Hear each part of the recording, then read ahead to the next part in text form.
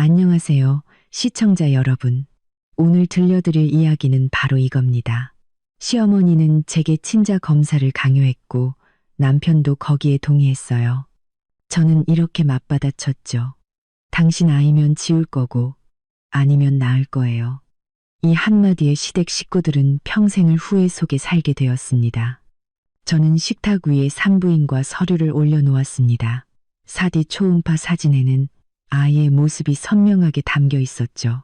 그 순간 제 마음은 벅찬 행복과 약간의 긴장감으로 터질 것 같았습니다. 저와 지훈 씨는 결혼한 지 1년이 조금 넘었고 친정 부모님의 든든한 지원 덕분에 경제적으로도 안정적이었습니다. 지금 살고 있는 서울의 최고급 주상복합 스카이팰리스 아파트는 결혼 전 부모님께서 제게 선물로 주신 집이었죠. 남편 지훈 씨는 강원도의 가난한 산골 마을 출신이었습니다. 제가 그와 결혼하겠다고 했을 때 모두가 어울리지 않는 결혼은 오래가기 힘들다며 말렸습니다. 하지만 젊음의 뜨거운 심장을 가졌던 저는 오직 사랑만을 믿었습니다. 지훈 씨의 성실하고 착한 성품이 모든 걸 이겨낼 거라고 믿었죠. 하지만 그건 제 착각이었습니다. 그날 저녁, 저는 평소보다 더 정성껏 저녁 식사를 준비했습니다. 시어머니께서 시골에서 올라오신 지 며칠 되었거든요. 시어머니는 소파에 다리를 꼬고 앉아 스마트폰을 쉴 새 없이 두드리며 SNS에 올라온 막장 드라마 속 불륜녀들을 향해 혼잣말로 욕을 퍼붓고 있었습니다. 스마트폰 스피커에서 흘러나오는 날카로운 욕설 때문에 집안 공기는 시끄럽고 혼란스러웠습니다. 퇴근하고 돌아온 지훈 씨는 제가 차린 진수성찬을 보고 얼굴에 화색이 돌았습니다. 그는 손을 씻고 식탁에 앉았죠. 저는 깊게 숨을 들이마신 뒤 작은 선물 상자에 곱게 포장한 산부인과 서류를 식탁 위에 올려놓았습니다. 저는 지훈 씨와 시어머니를 보며 미소와 함께 말했습니다. 저 임신 16주래요. 저는 환호성이나 최소한 지훈 씨의 미소라도 기대했습니다. 하지만 정적만이 흘렀습니다. 지훈 씨는 그대로 굳어버렸고 젓가락으로 짚고 있던 갈비찜 한 조각이 툭 그릇으로 떨어졌습니다. 그는 중요한 결정이 필요할 때마다 의뢰그랬듯 지시를 구하는 눈빛으로 제 어머니를 쳐다봤습니다. 시어머니는 스마트폰을 탁 소리나게 내려놓았습니다. 저를 보지도 식탁 위의 선물 상자를 보지도 않았죠. 그녀는 잔뜩 찌푸린 채 의심과 계산으로 가득 찬 눈으로 저를 쏘아보았습니다. 아이가 몇 주냐고 묻더군요.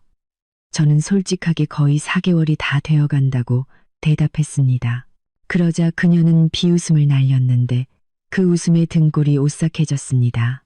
요즘 세상은 뭐가 진짜고 가짜인지 알 수 없다며 서울 여자들은 문란해서 언제 누구 씨를 가졌는지 어떻게 아냐는 것이었습니다. 인터넷을 보면 남의 자식을 자기 자식인 줄 알고 키우다가 뒤늦게 알고 피눈물 흘리는 이야기가 넘쳐난다고도 했습니다. 저는 그대로 얼어붙었습니다. 온몸에 피가 차갑게 식는 것 같았죠. 저는 어머님께 그게 무슨 뜻이냐고 물었습니다.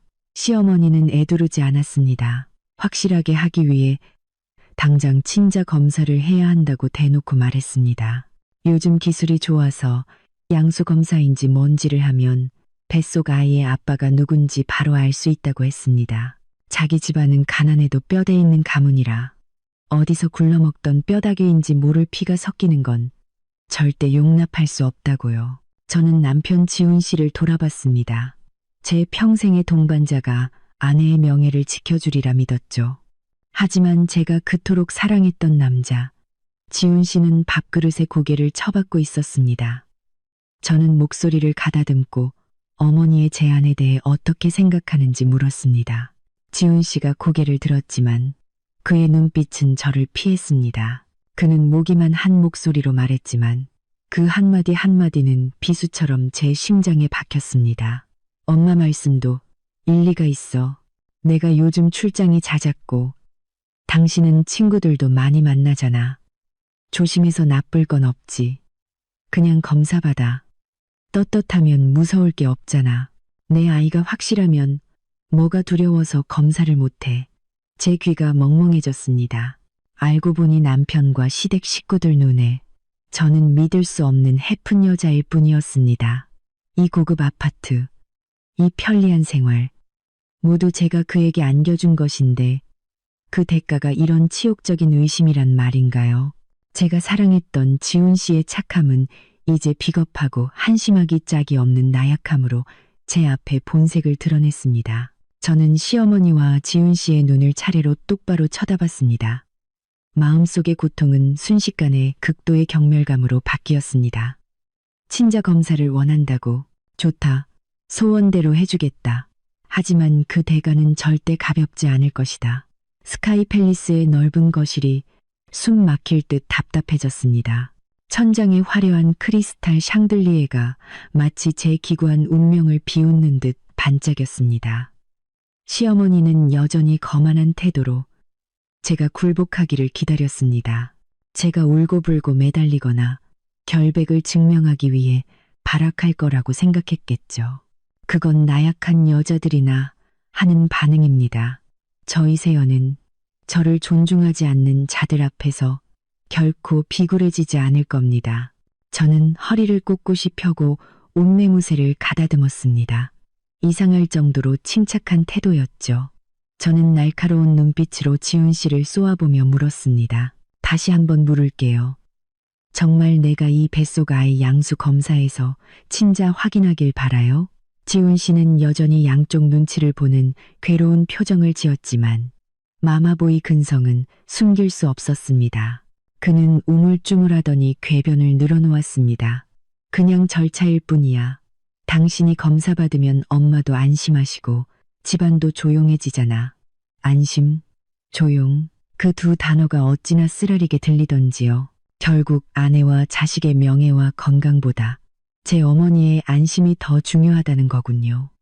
임신 초기에 양수 검사를 하는 것은 유산의 위험이 따르는 일입니다. 확률이 낮다고는 하지만 위험이 없는 것은 아니었죠. 그들은 아이의 안전 따위는 안중에도 없었습니다. 그들은 오직 강원도 산골 박씨 집안의 혈통에만 관심이 있었던 겁니다. 저는 고개를 끄덕이며 차가운 미소를 지었습니다. 좋아요. 검사 받을게요. 시어머니는 옳지 하며 무릎을 탁 쳤습니다. 승리감에 도취된 표정이 역력했죠. 그래야 며느리 된 도리라나요. 떳떳하면 무서울 게 없고 진짜 금은 불을 두려워하지 않는다고 했습니다. 그녀는 덧붙였습니다. 만약 지훈이 아이가 맞으면 큰 상을 내리고 친딸처럼 아껴주겠다고요. 저는 손을 들어 그녀의 허황된 말을 막았습니다. 그리고 또박또박 천천히 두 모자의 뇌리에 깊이 박히도록 선언했습니다. 저는 서울국제병원에서 검사를 받을 거예요. 하지만 조건이 하나 있어요. 아니, 맹세라고 하는 게 맞겠네요. 두 사람 다 똑똑히 들으세요. 만약 검사 결과 이 아이가 박지훈 씨 아이로 나오면 저는 이 아이를 지울 겁니다. 그리고 만약 당신 아이가 아니라면 저는 이 아이를 낳아서 훌륭하게 키울 거예요. 제 말 한마디에 집안은 폭탄이라도 터진 듯 했습니다. 지훈 씨는 눈이 휘둥그레졌고 입을 벌린 채 아무 말도 못했습니다. 시어머니는 펄쩍 뛰며 제 얼굴에 손가락질을 해댔습니다. 미친년, 잔인한 년, 호랑이도 제 새끼는 안 잡아먹는다며 온갖 욕설을 퍼부었습니다. 어떻게 그런 천륜을 어기는 말을 할 수 있느냐고요. 저는 태연하게 대꾸했습니다. 천륜을 어기는 건 당신들의 의심과 모욕이에요. 저는 아무 잘못이 없는데 당신들은 저에게 결백을 증명하라고 강요했어요. 제 사랑과 자존심을 짓밟았다고요. 그렇다면 제가 왜 이따위 집안의 핏줄을 남겨야 하죠? 나중에 커서 제 아비처럼 나약하거나 제 할미처럼 의심 많고 악독한 사람으로 자라게 하려고요. 차라리 악녀 소리를 듣고 제 손으로 이 아이의 엄마 될 권리를 포기하겠어요. 태어나기도 전부터 아빠와 할머니에게 남의 자식 취급받는 가정에서 태어나게 하느니 그게 낫겠네요. 지훈 씨가 달려와 제 팔을 붙잡았습니다.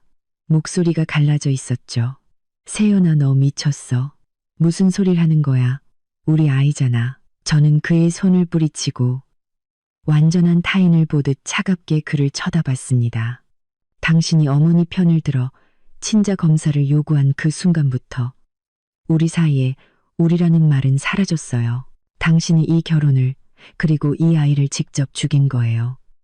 나를 잔인하다고 원망하지 마세요. 당신의 비겁함을 탓해야죠. 저는 자리에서 일어나 침실로 들어가 문을 잠갔습니다. 밖에서는 시어머니의 고함과 지훈 씨의 깊은 한숨 소리가 들려왔습니다. 저는 침대에 누웠습니다. 눈물이 흘렀지만 마음은 이미 차갑게 식어 있었습니다. 뱉은 맹세는 반드시 지킬 겁니다. 이것이 제가 그토록 지키려 했던 믿음과 결혼의 끝이었습니다.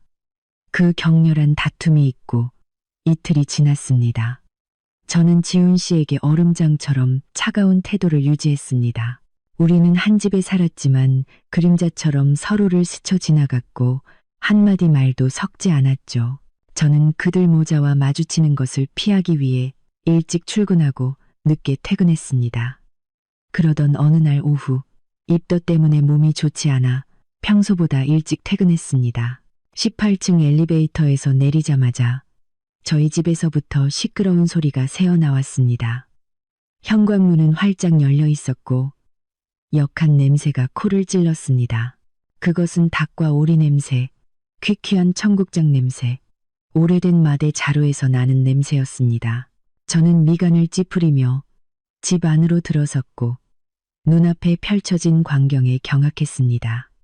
제 고급스러운 거실은 이제 난장판이 된 창고나 다름없었습니다. 쌀포대와 옥수수 자루가 TV 장식장을 가릴 정도로 구석에 쌓여 있었고 수입산 원목 마루 위에는 살아있는 닭장이 놓여 닭똥이 사방에 널려 있었습니다. 더 끔찍한 것은 시아버지가 값비싼 이탈리아제 가죽 소파에 흙 묻은 슬리퍼를 신은 채로 걸터앉아 연기를 자욱하게 내뿜으며 담배를 피우고 있는 모습이었습니다. 저는 소리쳤습니다. 이게 다 무슨 일이에요? 시어머니가 부엌에서 나왔습니다. 손에는 피가 뚝뚝 떨어지는 오리를 들고 있었죠. 그녀는 아무 일도 아니라는 듯 태연한 표정으로 저를 쳐다봤습니다. 아버님이 시골에서 먹을 걸 좀 가져오셨다고요. 지훈 씨도 그때 복도에서 커다란 박스를 낑낑대며 옮기고 있었습니다. 저를 보더니 황급히 상자를 내려놓고 어색하게 웃으며 설명했습니다.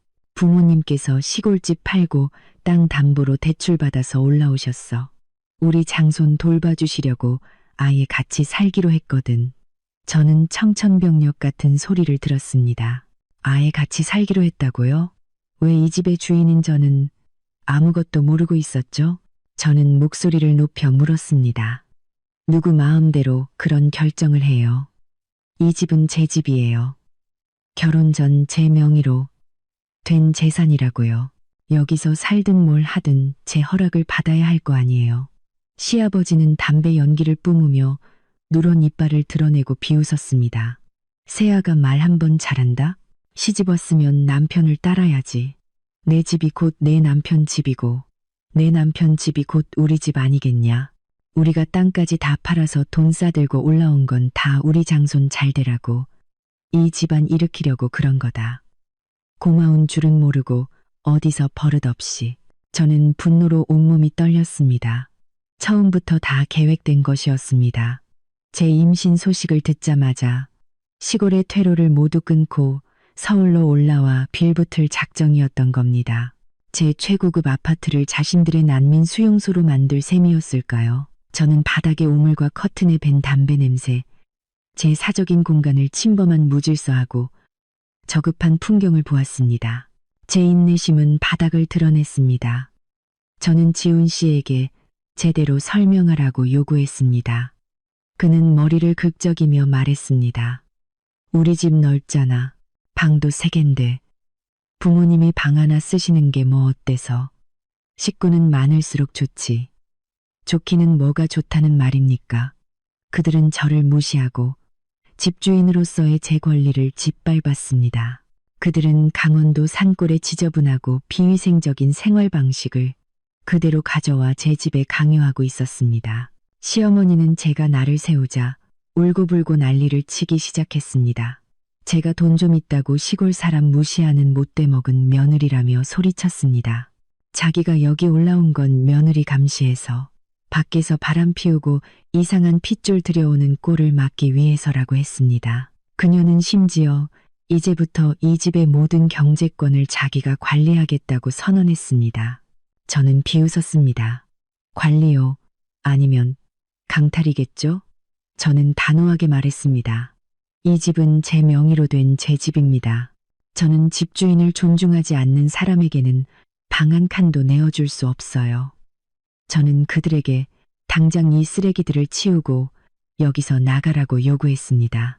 시아버지는 유리 테이블을 콱 내리치며 벌떡 일어나 제게 손가락질하며 욕을 하려 했습니다. 하지만 저는 두렵지 않았습니다. 저는 당당히 서서 그의 눈을 똑바로 쳐다봤습니다. 저는 말했습니다. 만약 제 몸에 손이라도 대시면 저는 즉시 경비실과 경찰에 불법 주거 침입과 소란죄로 신고할 겁니다. 지훈 씨가 황급히 아버지를 말리고는 제발 진정하라며 애원했습니다. 그는 저를 침실로 끌고 들어가 문을 닫더니 제 발 아래 무릎을 꿇었습니다. 그는 울면서 제발 자기 체면 좀 살려달라고 빌었습니다. 부모님이 이제 돌아갈 집도 없으니 며칠만이라도 머물게 해달라고요. 부모님께 조용히 깨끗하게 지내시라고 단단히 말하겠다고 맹세했습니다. 발밑에 무릎 꿇은 비굴한 남편을 보니 역겨움만 느껴졌습니다. 하지만 문득 이런 생각이 들었습니다. 며칠 정도는 여기에 머물게 해도 좋겠다고. 그들이 직접 자신들의 비참한 결말을 목격하게 하고 제가 아이를 지우겠다는 맹세를 어떻게 실행하는지 똑똑히 보게 하자고. 그들을 가까이 둘수록 그들의 탐욕스럽고 무지한 본 모습을 폭로하기 쉬울 테니까요. 저는 그들이 잠시 머무는 것을 허락했습니다. 단, 제 삶에 간섭하지 않고 특히 거실의 가축우리를 당장 깨끗이 치운다는 조건이었습니다. 지훈 씨는 연신 고개를 끄덕이며 하인처럼 밖으로 뛰쳐나가 청소를 시작했습니다. 시부모님이 들어와 살게 되면서 제 삶은 지옥으로 변했습니다. 그들은 제 출퇴근 시간을 일일이 감시했고 냉장고를 멋대로 뒤졌으며 전기세 걱정은 아랑곳하지 않고 에어컨을 최저 온도로 24시간 틀어댔습니다. 그리고 끊임없이 친자 검사를 받아야 한다고 압박했죠. 그날 저녁 제가 방에 들어가 쉬려는데 시어머니가 저를 불러 세웠습니다. 그녀는 낡은 천주머니를 꺼내더니 테이블 위에 꼬깃꼬깃한 쌈짓돈을 쏟아냈습니다. 전부 1,000원, 5,000원, 10,000원짜리 지폐였고 어쩌다 50,000원짜리가 한두 장 섞여 있을 뿐이었습니다. 땀과 흙냄새가 밴 퀴퀴한 돈 냄새가 진동했습니다. 그녀는 돈을 세면서 가난 타령을 늘어놓기 시작했습니다. 마치 심파극 연기를 하는 것 같았죠. 평생 밭이라고 닭 팔아모은 돈이라고 했습니다. 이제 이 돈으로 제 검사 비용을 대주겠다고요. 자식이랑 손주가 너무 소중해서 이렇게 한 푼 두 푼 모은 거라며 제발 자기 진심을 알아주고 며느리 도리를 다하라고 했습니다. 옆에 앉아있던 지훈 씨는 어머니의 쌈짓돈을 보며 눈물을 글썽였습니다. 그는 저를 원망스러운 눈빛으로 쳐다봤습니다. 봐, 엄마가 우리를 이렇게나 생각하시는데 당신은 뭘 더 바라는 거야? 라고 말하는 듯 했죠. 저는 눈앞에 어설픈 연극에 헛구역질이 났습니다. 시골집 팔아서 큰 돈을 손에 쥐었을 텐데 그 돈은 어디다 숨겨두고 이제 와서 이 푼돈으로 아들의 동정심을 사고 며느리를 압박하는 연기를 하는 걸까요? 제가 3살짜리 어린애인 줄 아나. 저는 꼬깃꼬깃한 지폐 한 장을 들어 불빛에 비춰보다가 테이블 위로 던졌습니다. 어머님 마음은 감사하지만 받을 수 없어요. 이 돈은 어머님이 시장 가서 반찬 사는 데 쓰세요. 시어머니는 멈칫하며 그게 무슨 뜻이냐고 물었습니다.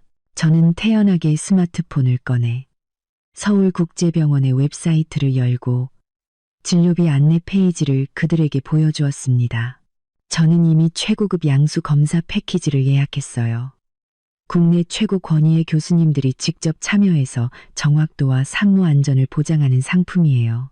비용은 총 200만 원이고 추가 비용은 별도예요. 어머님의 이 쌈짓돈으로는 택시비 정도밖에 안 되겠네요. 시어머니의 눈이 튀어나올 듯 커졌습니다. 그녀는 비명을 질렀습니다. 뭐가 그렇게 비싸? 무슨 놈의 검사가 200만 원이나 해? 동네 보건소에서는 몇만 원이면 되는데 그녀는 제가 돈을 흥청망청 쓴다며 자기 돈을 뜯어내려고 시댁의 등골을 빼먹으려고 작정했다고 소리쳤습니다. 저는 차갑게 웃으며 말했습니다. 어머님, 싼 게 비지떡이죠. 어머님의 귀한 장손이 이 집안 핏줄이 맞는지 정확하게 알고 싶으시면 돈을 쓰셔야죠. 미리 말씀드리지만 저는 부모님께 돈 달라고 한 적 없어요. 이 200만 원은 제 돈으로 낼 수 있어요. 그냥 어머님께 제가 이용할 서비스의 수준을 알려드리는 것 뿐이에요. 하지만 며칠 전 그렇게 호언장담하셨듯이 검사 비용을 내주고 싶으시다면 이 0만 원 말고 200만 원만 내시면 돼요. 그녀는 아들에게 도움을 청하려 했지만 지훈 씨는 제 성격을 잘 알고 있었습니다. 저는 한다면 하는 사람이고 제 돈을 쓰는 일에 그가 간섭할 권리는 없었죠. 제가 뜻을 굽히지 않자 시어머니는 막무가내로 나오기 시작했습니다. 제가 부자라고 가난한 사람 무시한다며 일부러 비싼 병원을 골라 자기를 골탕 먹이는 거라고 소리쳤습니다. 제가 병원 의사와 짜고 결과를 조작할지도 모른다고 의심했습니다. 저는 벌떡 일어나 테이블을 내리쳤습니다. 어머님이 서울국제병원을 못 믿으시겠다면 더 신뢰가 가고 더 비싼 병원을 직접 찾아보세요. 기꺼이 따라가 드리죠. 하지만 검사는 받고 싶은데 돈은 아깝고 그러면서 정확도는 바라는 건 꿈속에서나 가능한 일이에요. 저는 단호하게 못 박았습니다. 다음 주 월요일에 병원 갈 거예요. 돈 준비해 두세요. 그게 아니면 입 다무시고 다시는 검사 얘기 꺼내지 마세요. 말을 마친 저는 방으로 들어가 버렸습니다. 시어머니는 쌈짓돈을 앞에 두고 멍하니 앉아 있었고 지훈 씨는 어쩔 줄 몰라 제 머리만 쥐어뜯고 있었죠. 그녀의 가난 코스프레 연극은 제게 처참하게 간파당했습니다. 저의 단호함과 경제적 독립은 시어머니를 더욱 약 오르게 만들었습니다. 그녀는 돈이나 가짜 도덕심으로는 저를 굴복시킬 수 없다는 것을 깨달았죠. 그래서 그녀는 가장 비열한 수법을 쓰기로 결심했습니다. 바로 거짓말과 모함이었습니다. 토요일 저녁 집안의 공기는 끊어지기 직전에 기타 줄처럼 팽팽했습니다. 저녁 식사가 끝나고 시어머니는 평소처럼 TV를 보는 대신 소파 상석에 엄숙한 표정으로 앉아 있었습니다. 마치 국회라도 소집할 기세였죠. 그녀는 지훈 씨와 시아버지를 부른 뒤 제가 과일을 깎으러 가려 하자 저를 불러 세웠습니다. 그녀는 헛기침을 하더니 고통과 연민이 가득한 눈빛으로 지훈 씨를 바라봤습니다. 그녀는 오랫동안 고민하고 망설이다가 이 사실을 털어놓는다고 했습니다. 가정이 깨질까봐 두려웠지만 아들이 아내에게 배신당하고도 바보처럼 사는 꼴은 더 이상 볼 수 없었다고요. 지훈 씨가 어리둥절하며 무슨 얘기냐고 묻자 시어머니는 제 얼굴에 대고 손가락질하며 날카롭게 선언했습니다. 내가 똑똑히 봤다. 4달 전쯤 세연이가 출장 간다고 했던 바로 그날 웬 낯선 놈이랑 꿈의 모텔로 들어가는 걸 내 두 눈으로 똑똑히 봤어. 그때 자기가 병원 진료 때문에 서울에 올라왔다가 우연히 그 앞을 지나가다 봤다는 것이었습니다. 조용히 덮으려고 했는데 이제 와서 임신한 태도가 저렇게 건방지니 더는 입 다물고 있을 수가 없다고요. 저는 그 자리에 얼어붙었습니다. 꿈의 모텔, 낯선 남자, 도대체 무슨 말도 안 되는 소리를 하는 걸까요? 2달 전 시어머니가 관절염 때문에 서울에 올라온 것은 사실입니다. 하지만 저는 온종일 회사에서 일했고 점심은 동료들과 구내식당에서 먹었는데 무슨 모텔을 갔다는 말입니까? 저는 소리쳤습니다. 거짓말하지 마세요. 증거 있어요? 무슨 증거로 저를 그렇게 모함하세요? 시어머니는 비웃으며 말했습니다. 자기는 늙었어도 눈은 아직 안 침침하다고. 제가 버건디색 원피스를 입고 키 크고 시커먼 놈이랑 팔짱을 끼고 모텔 로비로 들어가는 걸 똑똑히 봤다고요. 그녀는 그 원피스의 디자인까지 상세하게 묘사했습니다. 제가 실제로 가지고 있는 원피스가 맞았습니다. 하지만 그 원피스는 회사 파티 때 입었던 것이지 평소에 입고 다니는 옷이 아니었습니다. 그녀는 지훈 씨를 보며 기름을 부었습니다. 아들, 잘 생각해봐. 내 마누라가 저렇게 노란하다가 덜컥 애가 생기니까 이제 와서 지우겠다는 거 아니냐. 그게 사실은 그놈과의 흔적을 싹 지우고 도망치려는 수작이지. 전혀는 우리 집이 가난하고 네가 능력 없다고 무시하는 거야. 돈 많은 남자 만나서 돈 뜯어내려는 거라고. 지훈 씨는 어머니의 말을 듣고 얼굴이 시뻘개졌고 두 눈에는 핏발이 섰습니다. 그는 저를 돌아봤습니다. 그의 눈에는 더 이상 부부의 정이라고는 찾아볼 수 없었고 오직 의심과 혐오만이 가득했습니다. 그는 제 어머니의 말을 전적으로 믿었습니다. 지훈 씨에게 어머니의 말은 곧 법이었고 어머니는 절대 거짓말을 하지 않는 존재였죠. 그는 제게 달려들어 어깨를 잡고 거칠게 흔들며 소리쳤습니다. 그 남자 누구야? 그놈이랑 몇 번이나 잤어? 그는 저를 더러운 여자, 남편과 자식을 속인 배신자라며 욕했습니다. 지훈 씨에게 흔들리는 육체적 고통은 심장의 고통에 비하면 아무것도 아니었습니다. 제가 그토록 믿었던 남편이 이제는 어머니의 근거 없는 거짓말 한마디에 아내를 저주하고 있었습니다. 그는 제게 확인하려 하지도 해명할 기회를 주지도 않았습니다. 그의 머릿속에서 저는 이미 유죄 판결을 받은 죄인이었습니다. 저는 지훈 씨의 손을 뿌리치고 그의 뺨을 세게 후려쳤습니다. 짝 하는 소리가 거실에 울려 퍼졌습니다. 지훈 씨는 뺨을 감싸 쥔 채 멍하니 서 있었습니다. 저는 눈물을 흘리면서도 그의 눈을 똑바로 쳐다보며 단호하게 말했습니다. 당신은 정말 멍청해. 매일 밤 한 입을 덮고 자는 아내보다 어머니의 근거 없는 거짓말을 더 믿는다고? 그 남자가 누구냐고? 좋아. 내가 진실을 알려주지. 하지만 당신 어머니처럼 말로만 떠들지는 않을 거야. 저는 시어머니를 돌아보며 말했습니다. 오늘 당신이 지어낸 거짓말들 똑똑히 기억해 두세요. 저를 궁지로 몰아서 당신 아들이 저를 버리게 만들고 싶었겠죠? 착각하지 마세요. 당신은 지금 당신 아들의 행복을 제 손으로 묻어버리고 있는 거예요. 저는 방으로 달려가 가방과 차키를 챙겼습니다. 이 지옥 같은 곳에서 당장 벗어나야 했습니다. 이 거짓말과 배신으로 가득 찬 인간들과 단 1초도 같은 공기를 마시고 싶지 않았습니다. 제 머릿속에는 단 하나의 생각뿐이었습니다. 지원군을 불러야 한다. 나를 진심으로 사랑하고 지켜줄 사람들을 불러 이 쓰레기들을 치워야 한다. 이제 제 두 오빠가 나설 차례였습니다. 지훈 씨는 제가 순순히 떠나도록 내버려 두지 않았습니다. 제가 차키를 집어들자마자 그는 살기등등한 얼굴로 침실문을 막아섰습니다. 맹목적인 질투심과 어머니의 부추김이 과거에 온순했던 남편을 통제불능의 폭군으로 만들어 버렸습니다. 그는 제가 밖으로 나가지 못하게 막으며 소리쳤습니다. 그놈 만나러 도망가려는 거지? 당장 그 자식이 누군지 불어. 저는 지훈 씨를 측은하게 쳐다봤습니다. 그의 나약함은 이성과 독립적인 판단 능력을 완전히 상실하는 최고 경지에 이르렀습니다. 그는 마치 어린아이가 엄마 치마폭에 매달리듯 어머니의 거짓말에 매달려 자신의 직감을 믿지 못했습니다. 저는 침착하게 물었습니다.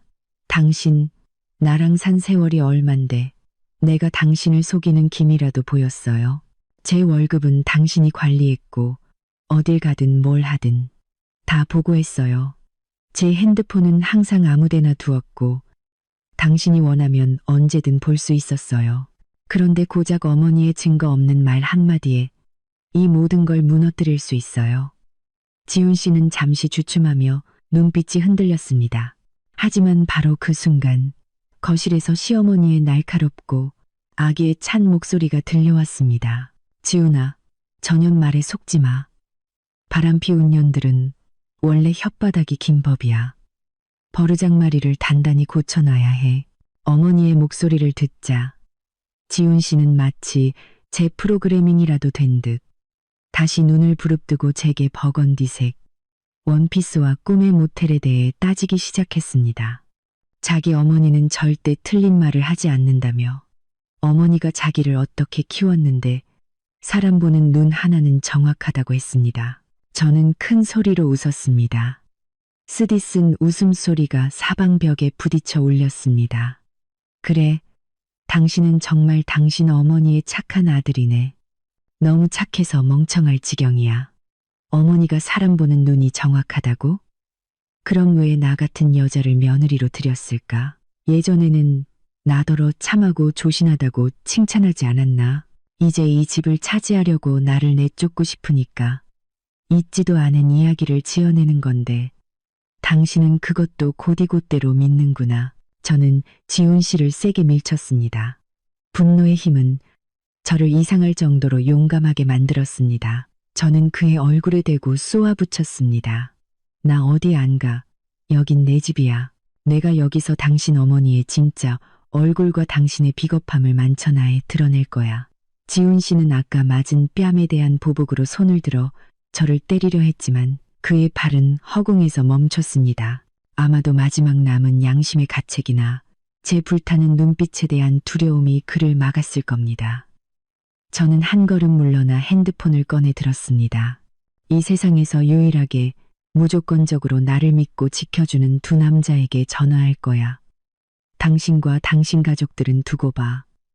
저는 둘째 오빠의 번호를 눌렀습니다. 전화가 연결되자마자 저는 터져 나오는 울음을 참지 못하고 흐느꼈습니다. 오빠, 지금 당장 우리 집으로 와줘. 나 더는 못 견디겠어. 제 둘째 오빠, 이현우는 덩치가 크고 성격이 불같지만 여동생을 끔찍이 아끼는 사람이었습니다. 셋째 오빠, 이현주는 좀 더 차분하고 속이 깊었지만 한번 마음먹으면 누구보다 단호하고 무서운 사람이었죠. 전화기 너머로 제 갈라진 목소리를 들은 둘째 오빠는 짧게 한마디만 물었습니다. 무슨 일이야? 누가 우리 막내 건드렸어?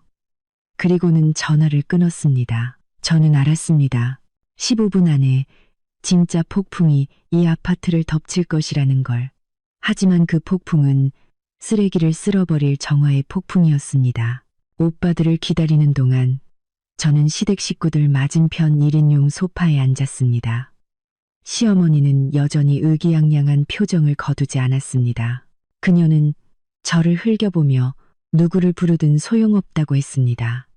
증거가 명백한데 하늘에 대고 부인해봤자 무슨 소용이냐고요.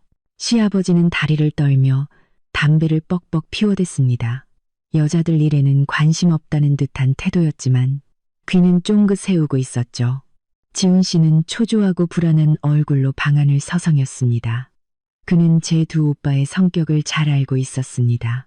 예전에 연애할 때 둘째 오빠가 지훈 씨에게 경고한 적이 있었습니다. 내 동생 눈에서 눈물 나게 하면 내 손에 죽을 줄 알아. 정확히 15분 후 초인종이 요란하게 울렸습니다. 제가 일어나기도 전에 지훈 씨가 허둥지둥 문을 열러 달려갔습니다. 문이 열리자 두 개의 거대한 그림자가 위압적인 기운과 함께 집 안으로 들어섰습니다. 둘째 오빠는 검은색 운동복 차림에 살기등등한 얼굴이었습니다. 바로 뒤에 들어선 셋째 오빠는 더 침착해 보였지만 눈빛은 칼날처럼 날카로웠습니다. 지훈 씨가 더듬거리며 형님들에게 인사를 하고 물이라도 내오려 했지만 둘째 오빠는 손으로 거칠게 막았습니다. 둘째 오빠는 거실 중앙으로 직행해 시부모가 어지럽혀 놓은 난장판을 한번 쓱 훑어봤습니다. 그는 마대, 자루들과 바닥에 흩어진 담뱃재를 보고 미간을 찌푸렸습니다. 그리고 그의 시선은 제 창백한 얼굴에 멈췄습니다. 둘째 오빠는 제게 무슨 일이 있었는지 다 말하라고 했습니다. 아무도 무서워할 필요 없다고요. 저는 자리에서 일어났습니다. 눈물이 다시 쏟아질 것 같았죠. 저는 시어머니가 친자 검사를 요구한 것부터 상의도 없이 이사와서 눌러 앉은 일, 돈 문제, 그리고 결정적으로 제가 꿈의 모텔에서 외도했다는 모함까지 모든 것을 간략하게 털어놓았습니다. 제 이야기를 듣는 동안 둘째 오빠의 얼굴은 시뻘겋게 달아올랐고 꽉 쥔 주먹에서는 뼈 마디가 으스러지는 소리가 났습니다. 셋째 오빠는 여전히 냉정한 표정이었지만 그가 시댁 식구들을 쳐다보는 눈빛은 그들을 얼어붙게 만들었습니다. 시어머니는 상황이 불리해지자 예전처럼 울고불고 난리를 치려 했습니다. 이 집안에 복이 없어 며느리가 오빠들을 불러와 시부모를 팬다고 소리쳤습니다. 둘째, 오빠가 천둥 같은 고함으로 그녀를 입 다물게 했습니다. 그는 그녀의 얼굴에 손가락질하며 소리쳤습니다. 그 더러운 입 닥치지 못해? 어디서 연극질이야. 내 동생 모함해서 우리 집안 명예에 똥칠을 해놓고 아직도 큰 소리가 나와? 셋째 오빠가 앞으로 나서 지훈 씨를 똑바로 쳐다봤습니다. 그는 지훈 씨에게 물었습니다. 남편이라는 놈이 아내를 지켜주지는 못할 망정. 내 어미랑 한패가 돼서 아내를 모욕해. 내가 그러고도 남자냐? 지훈 씨는 고개를 숙인 채 아무 말도 못했습니다. 제 두 오빠의 등장은 마치 수호신처럼 이 집의 숨막히는 공기와 시댁 식구들의 기고만장함을 단번에 깨부집습니다. 판세는 완전히 뒤집혔습니다. 둘째 오빠는 말이 많은 사람이 아니었습니다. 자초지종을 듣고 지훈 씨의 비겁한 태도와 시부모의 뻔뻔함을 확인한 그는 즉시 행동에 나섰습니다. 그는 제게 집문서가 어디 있냐고 물었습니다. 제가 침실 금고를 가리키자 그는 고개를 끄덕이고는 집안이 떠나가라 선포했습니다. 이 집은 우리 부모님이 막내에게 사준 집이고 막내 명의로 되어 있다.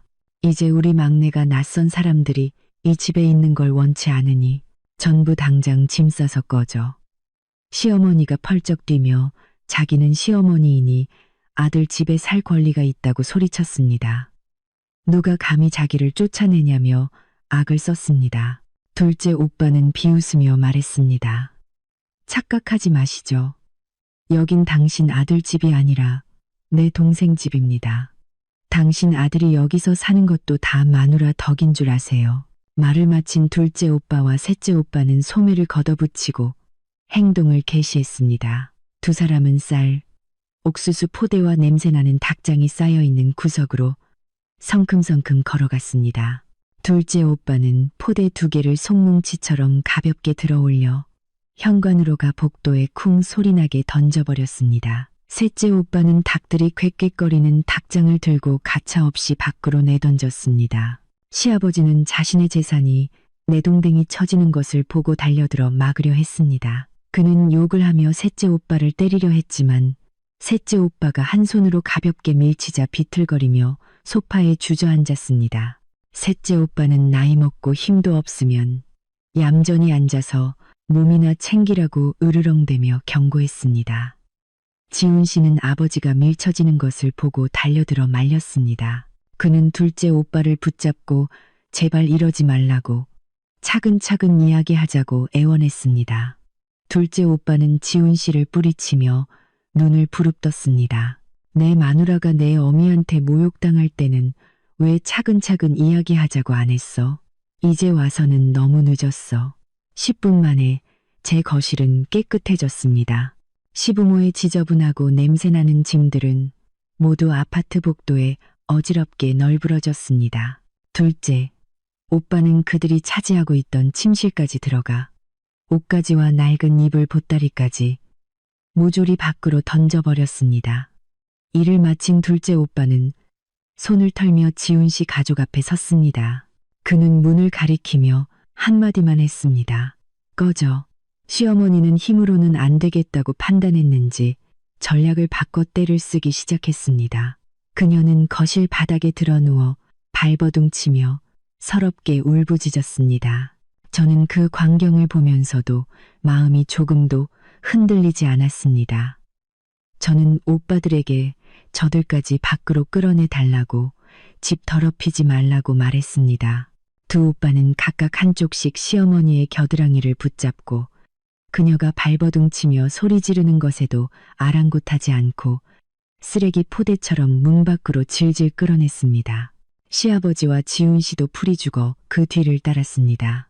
묵직한 원목 현관문이 쾅 하고 닫히며 모든 소음과 더러움을 바깥 세상에 가둬버렸습니다. 저는 천근만근의 짐을 내려놓은 듯 안도의 한숨을 내쉬었습니다. 문이 굳게 닫혔고 방음도 잘 되는 편이었지만 복도에서 들려오는 시어머니의 울부짖음이 희미하게 들렸습니다. 그녀는 인생 최대의 비극 연기를 시작했습니다. 저는 현관 CCTV 모니터를 켜보았습니다. 화면 속에서 시어머니는 머리를 풀어헤친 채 우리 집 문 앞에서 나뒹굴고 있었습니다. 그녀는 바닥을 치며 구슬프게 울부짖었습니다. 아이고, 동네 사람들, 와서들 좀 보세요. 며느리가 시부모를 길바닥으로 내쫓아요. 하늘도 무심하시지. 내 팔자가 왜 이리 기구한고. 그녀는 주변 이웃들이 문을 열고 나와 자신을 동정하고 저를 비난해 주기를, 여론의 압박으로 제가 문을 열어주기를 바라며 일부러 큰 소리로 울부짖었습니다. 그녀는 이곳이 강원도 산골 장터라도 되는 줄 알았던 모양입니다. 목소리 큰 사람이 이기는 그런 곳 말이죠. 하지만 그녀는 단단히 착각했습니다. 이곳은 최고급 주상복합 스카이 팰리스였습니다. 이곳 주민들은 모두 바쁘고 사생활을 존중하는 지성인들이었죠.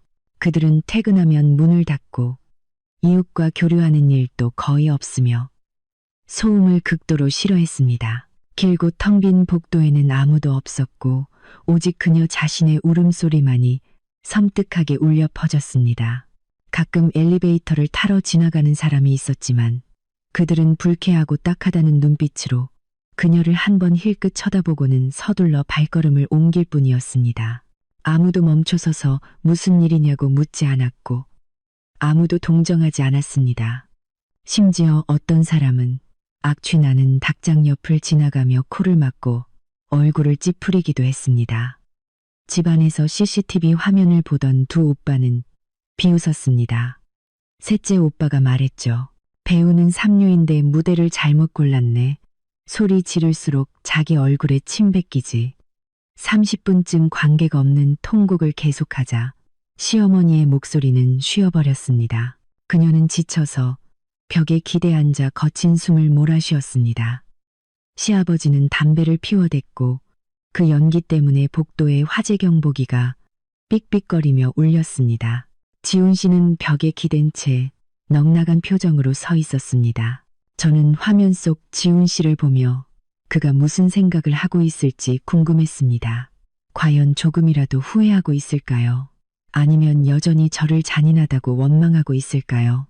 그때 제 핸드폰이 울렸습니다. 지훈 씨였습니다. 저는 잠시 망설이다가 전화를 받아 스피커폰으로 전환해 오빠들도 듣게 했습니다.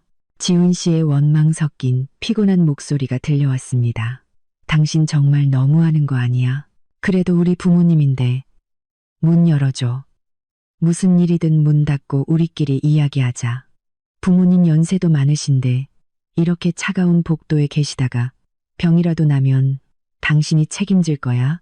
저는 차갑게 웃으며 또박또박 대답했습니다. 잊었나 본데 당신 어머니가 나를 외도한 여자로 몰았어. 당신들이 내 명예를 짓밟았다고 나를 모욕할 때는 가족 간의 정을 생각이나 했어. 이제 와서 늙은 부모님 핑계를 대며 떼를 쓰는군. 분명히 말해두는데 나는 다시는 당신 가족들에게 이 문을 열어주지 않을 거야. 지훈 씨는 잠시 침묵하더니 으르렁거리며 최후 통첩을 날렸습니다. 문을 열지 않으면 나도 부모님 모시고 당장 떠날 거야. 그리고 오늘의 이 행동 평생 용서하지 않겠어. 저는 짧게 대답했습니다. 마음대로 해. 어디든 가고 싶은 대로 가. 하지만 당신 집 쓰레기는 전부 챙겨가. 관리사무소에서 쓰레기 무단 투기로 벌금 물게 하지 말고. 지훈 씨는 전화를 끊었습니다. CCTV 화면을 보니 그가 부모님께 무언가 말하고 있었습니다. 시어머니가 다시 한번 울고불고 난리를 쳤지만 결국 비틀거리며 일어났습니다. 그녀는 우리 집 문을 향해 손가락질하며 악담을 몇 마디 더 퍼붓고 나서야 짐을 챙기기 시작했습니다. 지훈 씨는 포대와 박스들을 엘리베이터로 옮겼습니다. 시아버지는 닭장을, 시어머니는 옷보따리를 들었죠. 그들의 모습은 비참한 난민 행렬 같았습니다. 아내와 자식, 그리고 부모님 사이에서 지훈 씨는 망설임 없이 부모님을 선택했습니다. 그는 남아서 갈등을 해결하거나 아내의 누명을 벗겨줄 생각이 전혀 없었습니다. 그의 마음속에서 저는 이미 시부모를 내쫓은 불효막심한 죄인이었죠. 그는 상처받은 자존심과 증오를 품은 채 피해자의 모습으로 떠나갔습니다. 저는 지훈 씨가 부모님을 어디로 모시고 갈지 알고 있었습니다. 그는 은평구의 낡은 연립주택에 사는 고모가 한 분 있었죠. 집은 좁고 눅눅했지만 지금 그들이 기댈 곳은 그곳뿐이었습니다. 지훈 씨는 여전히 자기가 떠나면 제가 두려워하고 후회하며 자기를 찾아와 돌아와 달라고 애원할 것이라는 순진한 생각을 하고 있었습니다. 제가 임신 중이니 남편이 필요하고 아이에게 아빠가 필요할 거라고 착각했던 거죠. 하지만 그는 틀렸습니다. 저는 엘리베이터 문 뒤로 사라지는 그의 뒷모습을 보며 오히려 마음이 가벼워졌습니다. 더 이상 고통도 미련도 없었습니다. 오직 자신의 주관도 없이 옳고 그름을 분간하지 못하는 남자에 대한 경멸만이 남았을 뿐입니다. 둘째 오빠가 제 어깨를 두드리며 말했습니다. 잘 됐어. 저런 남편은 없는 게 나아. 너는 마음 편히 몸조리나 해. 오빠들이 다 알아서 할게. 저는 고개를 끄덕였지만 제 마음속 복수는 아직 끝나지 않았습니다. 그들을 집에서 내쫓은 것은 시작에 불과했습니다. 저는 법적으로 이 결혼을 완전히 끝내야 했습니다. 그리고 더 중요한 것은 병원에서 저의 맹세를 실행해야 한다는 것이었죠. 저는 둘째 오빠에게 한 가지 부탁을 했습니다. 오빠, 지하 주차장에서 차 좀 빼줘. 저 사람들 좀 따라가 봐야겠어. 지금 당장 해결해야 할 중요한 일이 있어. 둘째 오빠가 놀라며 무슨 일이 그렇게 급하냐고 물었습니다. 저는 이미 서명해둔 이혼 서류를 손에 꽉 쥐고 단호한 눈빛으로 말했습니다. 지훈 씨를 당장 법원으로 데려가고 싶어. 단 하루도 더 그 사람과 엮이고 싶지 않아. 우리 삼남매는 지하 주차장으로 내려갔습니다. 둘째 오빠의 거친 픽업 트럭이 굉음을 내며 주차장을 빠져나와 지훈 씨 가족이 아파트 앞에서 막 잡아탄 택시의 뒤를 쫓았습니다. 이 추격은 붙잡기 위함이 아니라 떠나보내기 위함이었습니다. 우리 삼남매가 아파트 1층 로비에 도착했을 때 지훈 씨가 부른 7인승 택시는 이미 사람과 짐으로 가득 차 있었습니다. 시부모님은 비닐봉지와 박스 더미 사이에 끼어 앉아 있었고 얼굴에는 여전히 분하고 억울한 기색이 역력했습니다. 그런데 이상한 점을 발견했습니다. 지훈 씨는 택시에 타지 않았습니다. 그는 낡은 배낭을 맨 채 로비에 멍하니 서서 아파트 정문을 빠져나가는 택시를 바라보고 있었습니다. 아마도 짐이 너무 많고 차 한 대를 더 부르는 돈이 아까웠던 지훈 씨는 부모님과 짐을 먼저 보내고 자기는 오토바이를 타거나 다른 방법으로 고모댁에 갈 생각이었던 것 같습니다. 그의 초라한 모습을 보니 동정심은커녕 그들 가족의 삼생이 같은 계산 속의 실소만 나왔습니다. 둘째 오빠는 검은색 픽업 트럭을 지훈 씨 바로 앞에 끽 소리나게 세웠습니다. 그는 창문을 내리고 날카로운 눈빛으로 지훈 씨를 쳐다봤습니다. 지훈 씨는 처남의 차를 보고 물에 빠진 사람이 지푸라기라도 잡은 듯한 표정이었습니다. 그는 허둥지둥 달려와 차창에 손을 얹고 최대한 비굴한 목소리로 화해를 청했습니다. 형님들 어디 가세요? 저 은평구까지만 좀 태워주시면 안 될까요? 택시에 자리가 없어서요. 오토바이 택시 부르자니 돈도 아깝고. 둘째 오빠는 비웃으며 물었습니다. 고모댁에 가서 감정의 빚이라도 피하려는 거냐? 지훈 씨는 고개를 숙였습니다. 그는 제가 화가 풀릴 때까지 부모님을 모시고 잠시 머물려는 것뿐이라고 변명했습니다. 그는 여전히 제가 일시적인 분노에 차 있다고 순진하게 믿고 있었습니다. 지금 이 차를 얻어 타는 것이 화해할 기회이자 처남들에게 사정을 설명하고 지지를 얻을 기회라고 생각했던 거죠. 둘째 오빠는 고개를 끄덕이며 타라고 했습니다. 지훈 씨는 기뻐하며 뒷문을 열고 셋째 오빠 옆에 타려고 했습니다. 하지만 셋째 오빠는 조각상처럼 미동도 없이 다리를 길게 뻗어 문을 가로막았습니다. 지훈 씨는 어리둥절한 표정으로 셋째 오빠와 둘째 오빠를 번갈아 쳐다봤습니다. 둘째 오빠는 핸들을 손가락으로 두드리며 차가운 목소리로 조건을 내걸었습니다. 이 차는 나약하고 배신하는 놈은 안 태워. 내가 지금 가려는 단 한 곳에 같이 갈 거면 태워주지. 고모 댁에 가서 책임 회피할 생각이라면 그냥 내려서 걸어가. 지훈 씨가 망설이며 그곳이 어디냐고 물었습니다.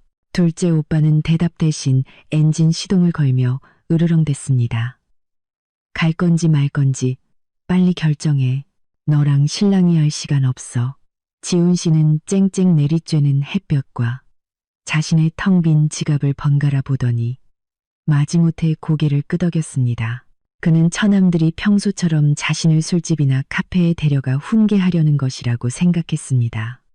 조금만 참고 욕을 먹으면 모든 것이 해결될 것이라고 믿었죠. 지훈 씨는 서둘러 차에 올라탔고 두 처남의 위압적인 기세에 눌려 최대한 몸을 웅크린 채 구석에 앉았습니다. 차는 쏜살같이 달려나갔습니다. 한때 우리의 보금자리였지만 이제는 우리 결혼의 무덤이 되어버린 스카이 팰리스를 뒤로 한 채 지훈 씨는 이 여정이 화해의 여정이 아니라 자신의 운명을 결정짓는 여정이라는 것을 전혀 알지 못했습니다. 차 안의 공기는 숨 막힐 정도로 무겁고 긴장감이 흘렀습니다. 둘째 오빠는 굳은 얼굴로 운전에 집중했습니다. 셋째 오빠는 조수석에 앉아 팔짱을 낀 채 앞만 보고 있었습니다. 저는 지훈 씨와 함께 뒷좌석에 앉았지만 최대한 창가에 붙어 거리를 두었습니다. 지훈 씨가 몇 번이나 입을 열어 제 안부를 물으려 했지만 돌아오는 것은 무서운 침묵뿐이었습니다. 그는 결국 입을 다물고 창밖을 보며 우리가 어디로 가는지 짐작하려 애썼습니다. 차는 익숙한 거리를 지나 강남의 행정 중심지로 향하는 큰 길로 접어들었습니다. 지훈 씨는 안절부절 못하기 시작했습니다. 이곳이 익숙한 술집이나 카페로 가는 길이 아니라는 것을 깨달았던 거죠. 픽업 트럭이 서서히 속도를 줄여 위험 있는 철문 앞에 멈춰섰을 때 지훈 씨의 얼굴은 새하얗게 질렸습니다. 서울가정법원이라는 간판이 그의 눈앞에 선명하게 나타났습니다. 마치 그의 뺨을 후려치는 차가운 물벼락처럼 지훈 씨는 더듬거리며 물었습니다. 왜 여기로 와요? 형님, 길 잘못 드신 거 아니에요? 둘째 오빠는 시동을 끄고 안전벨트를 풀며 경멸의 눈빛으로 지훈 씨를 돌아봤습니다. 잘못 안 왔어. 여기가 지금 가장 필요한 곳이야. 내려. 지훈 씨는 공포에 질려 고개를 저었습니다. 그는 차 시트를 꽉 붙잡고 절대로 내리지 않겠다고 버텼습니다. 그는 저를 돌아보며 떨리는 목소리로 애원했습니다. 세연아, 지금 뭐 하는 거야? 왜 나를 법원에 데려와? 부부싸움은 칼로 물베기라잖아. 왜 이렇게까지 일을 크게 만들어? 저는 무감각한 눈빛으로 지훈 씨를 쳐다봤습니다. 당신과 당신 어머니가 내 명예를 모욕하고 내 뱃속 아이를 의심한 건 나에게 단순한 부부싸움이 아니야. 그건 용서할 수 없는 치욕이야. 나는 한다면 하는 사람이야. 오늘 난 여기에 이혼 소송을 제기하러 왔어. 지훈 씨는 소리쳤습니다. 이혼은 안 돼. 난 당신을 사랑해. 이 가정을 잃고 싶지 않아. 셋째 오빠는 말없이 뒷문을 열고 지훈 씨의 멱살을 잡아 밖으로 질질 끌어냈습니다. 지훈 씨의 힘은 셋째 오빠에 비하면 개구리나 다름없었습니다. 차에서 끌려 나온 지훈 씨는 뜨거운 햇볕이 내리쬐는 법원 마당에 비틀거리며 섰습니다. 그때서야 지훈 씨는 극도의 공포를 느꼈습니다. 그는 제 말과 행동이 진심이라는 것을 깨달았습니다. 더 이상 협박도 단순한 화풀이도 아니었습니다. 저는 법의 힘을 빌려 그를 제 인생에서 완전히 몰아내려 하고 있었습니다. 저는 준비해 온 서류를 들고 차에서 내려 당당하게 걸어갔습니다. 지훈 씨는 제 팔을 붙잡고 눈물을 흘리며 달려왔습니다. 그는 주변 사람들의 시선에도 아랑곳하지 않고 법원 마당 한가운데에 무릎을 꿇었습니다. 그는 제발 다시 생각해달라고, 뱃속의 아이를 생각해서라도 제발 이러지 말라고 애원했습니다. 저는 그의 손을 뿌리치고 차갑게 말했습니다. 일어나, 사람들 앞에서 웃음거리 만들지 말고, 정말 아이를 생각했다면 당신 어머니 편을 들어 나에게 친자 검사를 강요하지 않았을 거야. 지금 와서 후회해봤자 너무 늦었어. 지훈 씨가 울며 불며 매달리고 있을 때 다른 택시 한 대가 법원 정문 앞에 멈춰섰습니다. 문이 열리고 지훈 씨의 부모님이 허둥지둥 달려 들어왔습니다. 알고 보니 지훈 씨가 오는 길에 몰래 부모님께 위치를 문자로 보내 도움을 요청했던 것입니다. 법원 간판을 보자마자 시어머니는 펄쩍 뛰었습니다. 그녀는 달려와 제 얼굴에 손가락질하며 온갖 욕설을 퍼부었습니다. 제가 사악한 년이라며 남편을 법원으로 끌고 와 이혼하고 재산을 전부 가로챈 뒤 다른 놈에게 가려는 속셈이라고 소리쳤습니다. 자기 눈에는 제 음흉한 계획이 다 보인다고요. 저는 팔짱을 낀 채 태연하게 그녀의 연극을 지켜봤습니다. 어머님은 입만 열면 제가 바람을 피웠다고 하시는데 증거 앞에서 직접 대질신문할 용기는 있으세요? 시어머니는 고개를 쳐들고 증거를 내놓으라며 큰 소리쳤습니다. 그녀는 자신의 거짓말을 아무도 밝혀낼 수 없다고 확신했습니다. 그날 그녀는 말로만 떠들었을 뿐 증인은 아무도 없었으니까요. 저는 핸드폰을 꺼내 사진 한 장을 그들 가족 앞에 높이 들어 보였습니다. 사진 속에는 제가 고급 레스토랑 로비에서 중년의 신사와 악수하는 모습이 담겨 있었습니다. 저는 그들 모두가 들을 수 있도록 또렷하게 말했습니다. 이 사진은 저희 회사 전략적 파트너인 데이비드 이사님과 찍은 사진입니다. 이 사진은 어머님이 지어낸 꿈의 모텔이 아니라 뒤에 로고도 선명하게 박힌 고급 한정식집 금수강산에서 찍은 거예요. 그리고 더 중요한 건 이 파일 원본에 찍힌 날짜와 시간을 보세요. 어머님이 저를 모텔에서 봤다고 주장하는 시간과 정확히 일치합니다. 저는 다음 사진으로 넘겼습니다. 그것은 저와 데이비드 이사님이 업무상 나눈 메시지 캡처 화면이었습니다. 회의 일정을 확인하는 이메일 내용까지 모든 것이 명백했습니다. 저는 지훈 씨를 보며 물었습니다. 똑똑히 봐. 이 사람이 당신 어머니가 내가 만났다고 주장하는 그 남자야. 우리 아버지 버리고 우리 회사에 수십억짜리 계약을 안겨준 분이라고. 내가 이분을 그런 싸구려 모텔에 데려가서 당신 어머니 눈에 띌 만큼 멍청해 보여? 시어머니는 말문이 막혔습니다. 그녀의 얼굴은 붉어졌다가 새하얗게 질렸습니다. 그녀는 사진이 조작될 수 있다며 요즘 포토샵이 얼마나 발달했는데 그걸 믿느냐고 우겼습니다. 저는 비웃으며 말했습니다. 그럼 얼마든지 감정 의뢰해보세요. 만약 한 번만 더 저를 모함하는 말을 입에 담으시면 저는 어머님을 명예훼손으로 고소할 겁니다. 그때는 이혼으로 끝나지 않고 정신적 피해보상금까지 청구할 거예요. 어쩌면 징역을 살게 될 수도 있고요. 시아버지는 상황이 불리해지자 아내의 옷소매를 잡아당기며 조용히 하라는 신호를 보냈습니다. 지훈 씨는 하늘이 무너진 듯 서서 핸드폰 속 사진들을 보며 아무 말도 못했습니다. 명백한 진실이 눈앞에 드러나 그가 저를 모욕하는 근거로 삼았던 모든 의심이 산산조각 났습니다.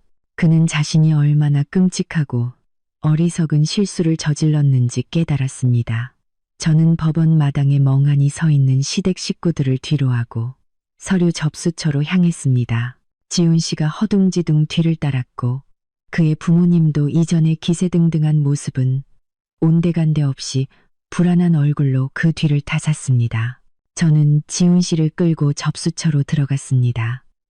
제 변호사가 서류를 들고 이미 기다리고 있었죠. 변호사는 냉정하게 통보했습니다. 박지훈 씨, 아내분께서 이혼 소송을 제기하셨습니다.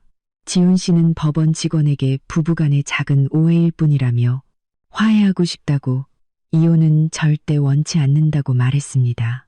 그는 법의 중재 앞에서 제가 마음이 약해지기를 바라는 눈빛으로 저를 쳐다봤습니다. 하지만 저는 그의 희망을 단번에 짓밟았습니다.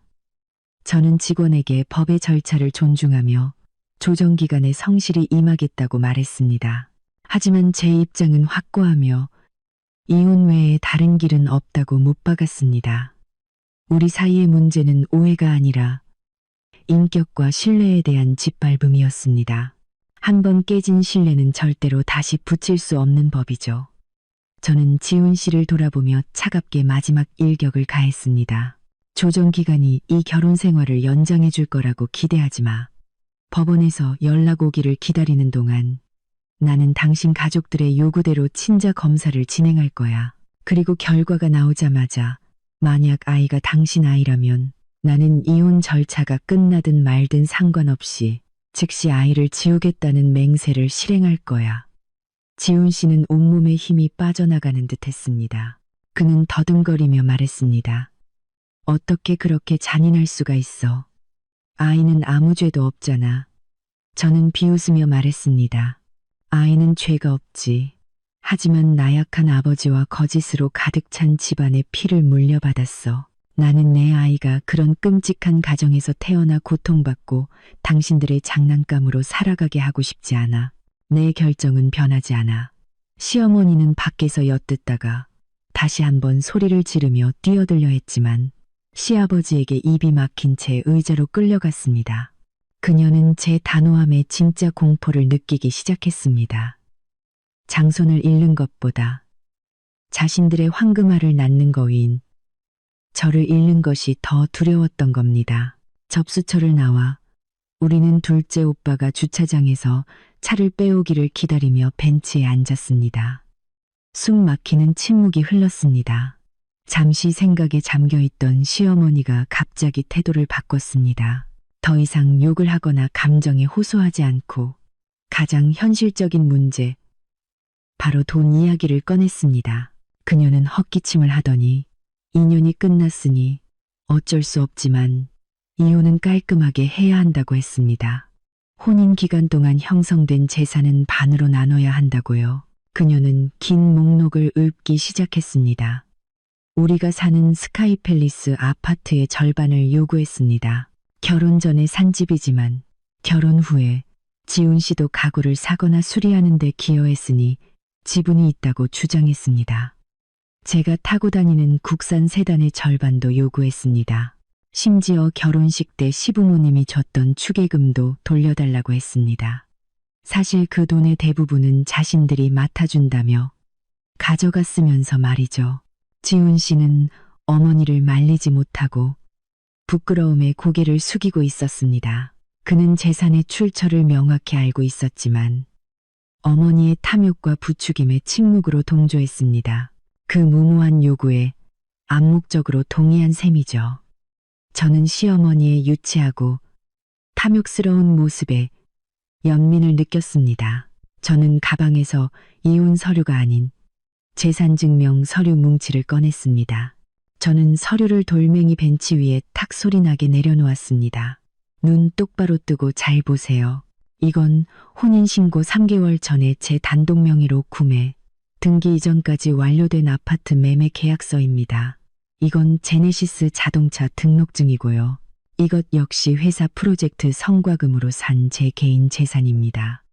저는 다음 장을 넘겨 붉은색 마이너스 숫자가 길게 찍힌 은행 거래 내역서를 가리켰습니다. 지난 1년간 우리가 함께 모은 재산은 아무것도 없고 이 빚뿐이에요. 이건 지훈 씨 명의의 신용카드 내역서인데 혼인 기간 중 발생한 공동 채무죠. 지훈 씨가 명품 옷을 사고 게임 아이템을 사고 코인 투자에 실패하면서 쓴 돈이에요.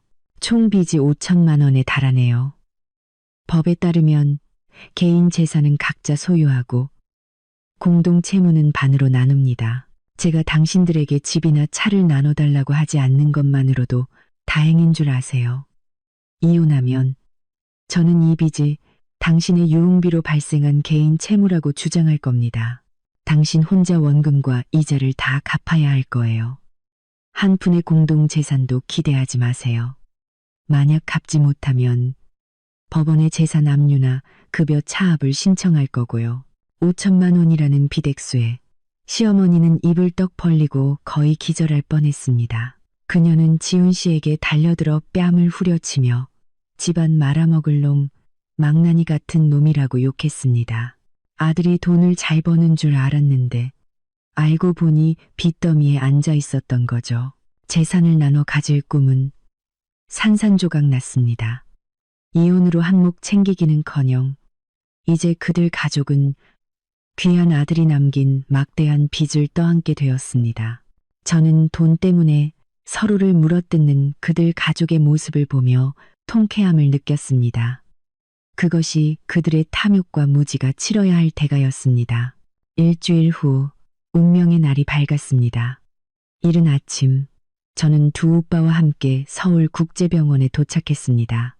지훈 씨 가족도 이미 그곳에 와 있었습니다. 모두의 얼굴에는 극도의 긴장감이 감돌았습니다. 지훈 씨는 덥수룩한 수염에 칸 눈으로 무척 수척해 보였습니다. 시어머니는 잠을 못 잤는지 눈밑이 시커멓게 내려와 있었죠. 그들에게서는 더 이상 이전의 기세등등함은 찾아볼 수 없었고 두려움만이 가득했습니다. 결과가 나쁘면 손자를 잃고 결과가 좋으면 며느리를 잃을까봐 두려워했습니다. 며느리를 잃는다는 것은 곧 유일한 경제적 동아줄을 잃는다는 의미였으니까요.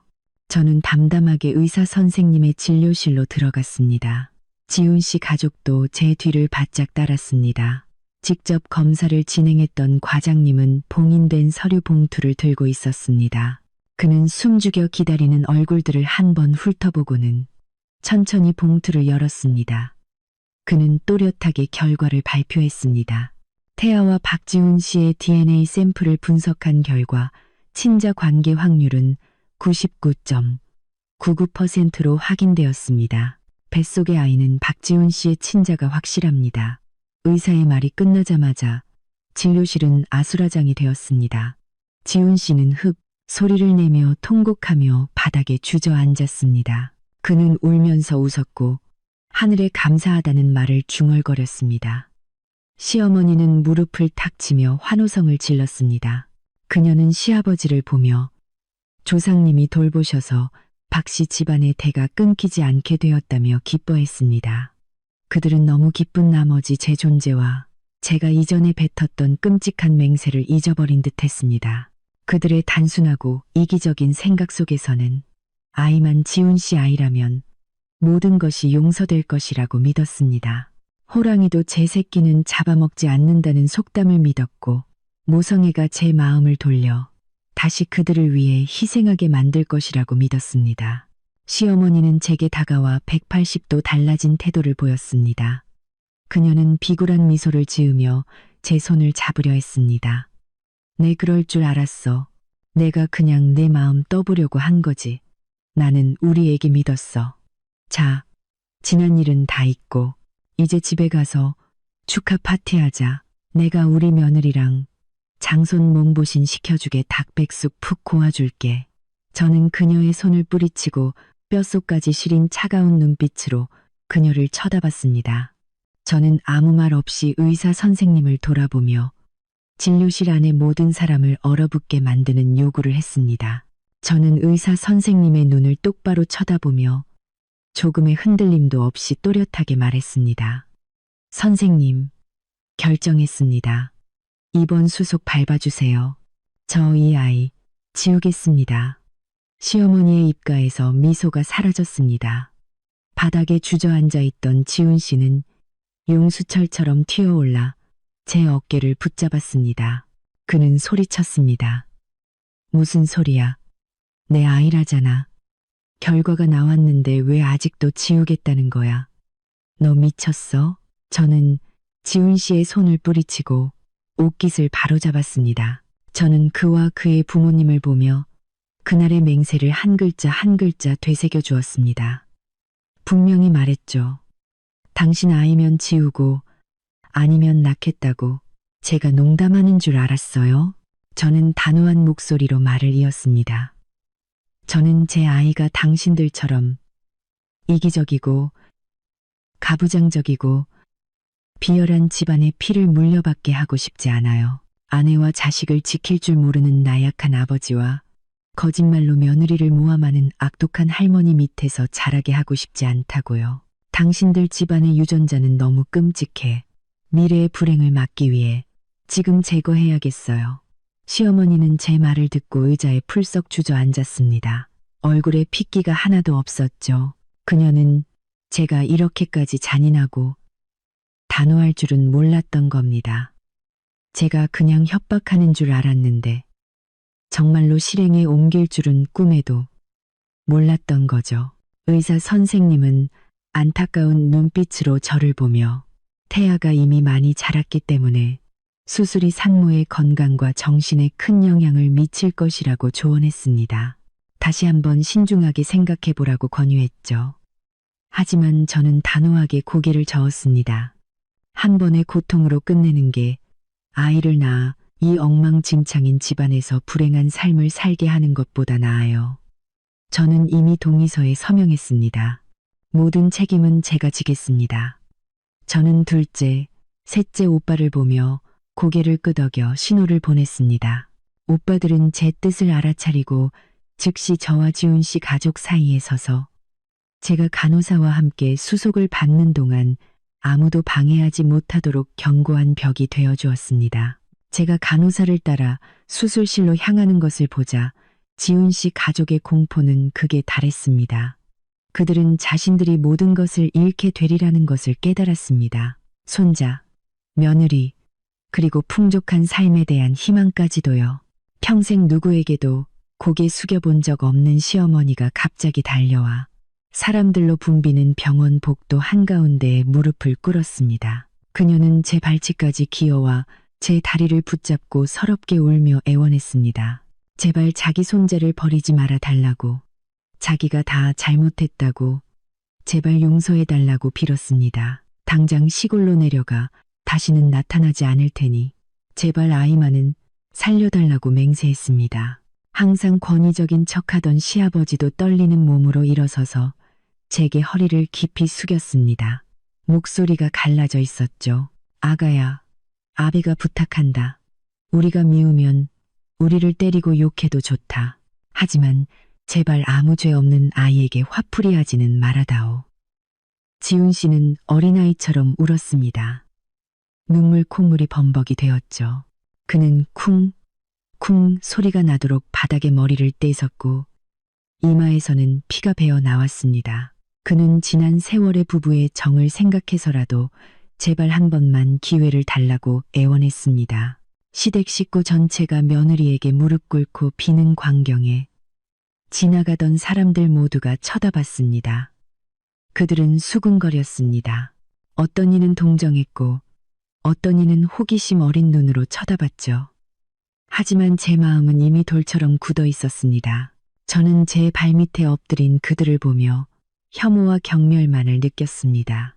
이 사과와 눈물이 얼마나 가식적이고 때늦은 것인가.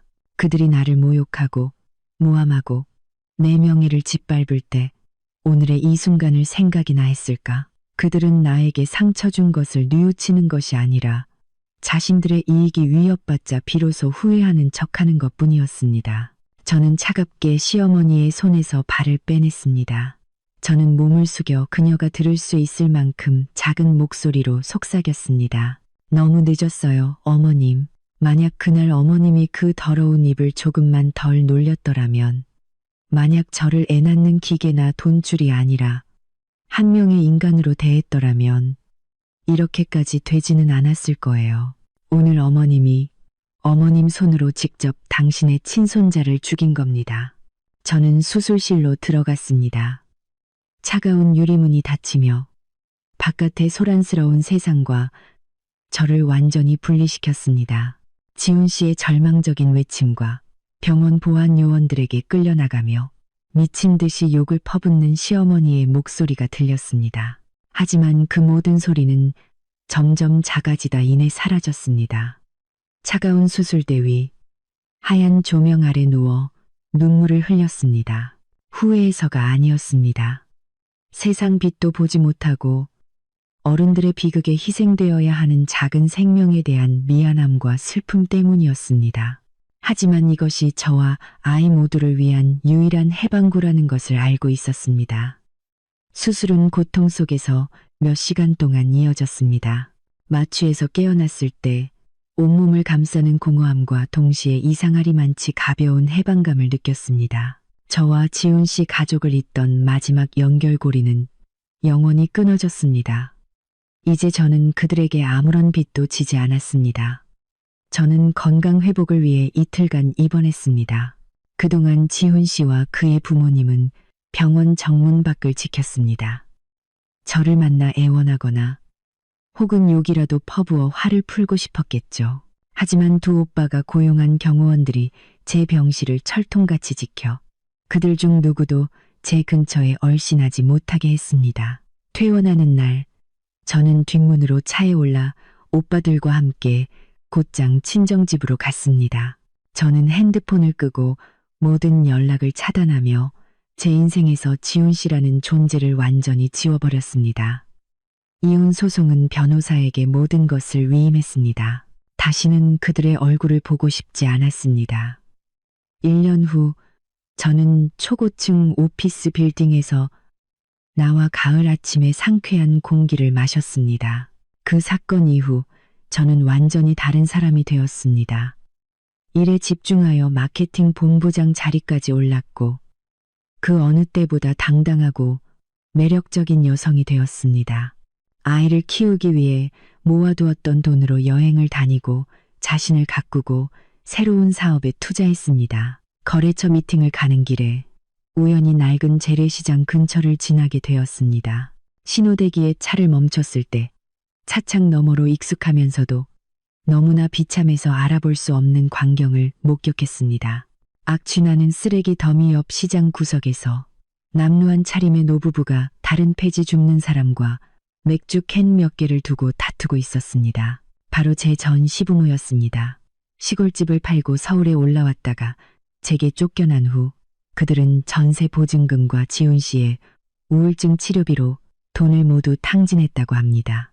돈이 떨어지자 고향에 돌아갈 면목도 없어 서울에 남아 폐지를 주우며 생계를 이어가고 있었습니다. 그리고 지훈 씨는 변호사를 통해 들은 바로는 이혼 후 완전히 무너졌다고 합니다.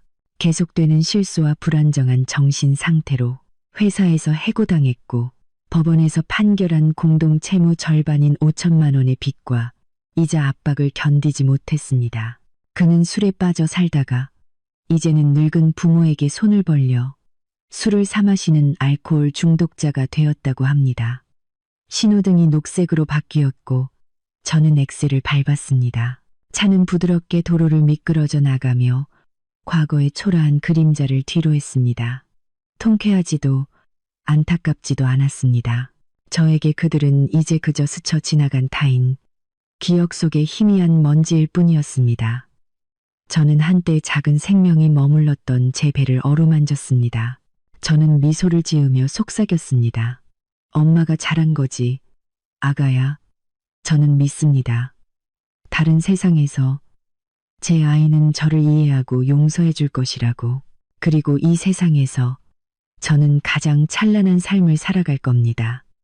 여자는 비겁한 남자 없이도 얼마든지 행복할 수 있다는 것을 증명하면서요.